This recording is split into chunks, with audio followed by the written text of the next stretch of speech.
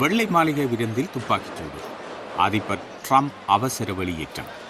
அமெரிக்காவில் பரபரப்பு. வணக்கம். அமெரிக்க அதிபர் டொனால்ட் ட்ரம்ப் காயமின்றி பாதுகாப்பாக வெளியேற்றப்பட்டதாக தகவல்கள் வெளியாகியிருக்கிறது. சனிக்கிழமை இரவு நடந்த வெள்ளை மாளிகை செய்தியாளர் ஆண்டு விருந்தில் குறிப்பிடப்படாத பாதுகாப்பு அச்சுறுத்தல் காரணமாக ட்ரம்ப் உட்பட அமெரிக்க உயர்மட்ட தலைவர்கள் அவசரமாக வெளியேற்றப்பட்டனர். உடனடி தகவல்களின்படி யாருக்கும் காயம் ஏற்பட்டதாக தெரியவில்லை. ஆனால் ஒரு சட்ட அமலாக்க அதிகாரியின் கருத்துப்படி ஒரு துப்பாக்கிச் சூட்டாளர் துப்பாக்கிச் சூடு நடத்தியதாக கூறியிருக்கிறார்.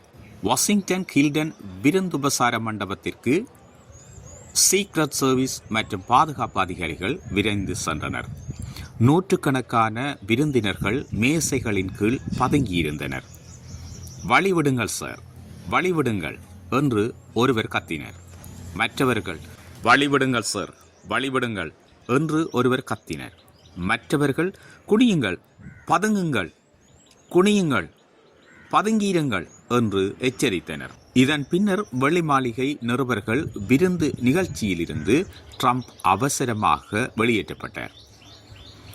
2026 ஏப்ரல் 25 சனிக்கிழமை அன்று வாஷிங்டன் ஹில்டன் ஹோட்டலில் நடைபெற்ற வெள்ளை மாளிகை நிருபர்கள் சங்கத்தின் விருந்து நிகழ்ச்சியில் துப்பாக்கிச்சூடு சத்தம் கேட்டதை அடுத்து அதிபர் டொனால்ட் ட்ரம்ப் மற்றும் முதல் பெண்மணி மெலனியா ட்ரம்ப் ஆகியோர் பாதுகாப்பாக வெளியேற்றப்பட்டனர். சம்பவ இடத்திலிருந்து கிடைத்த தகவல்களின்படி நிகழ்ச்சியின் போது பலத்த வெடிச்சத்தம் கேட்டது.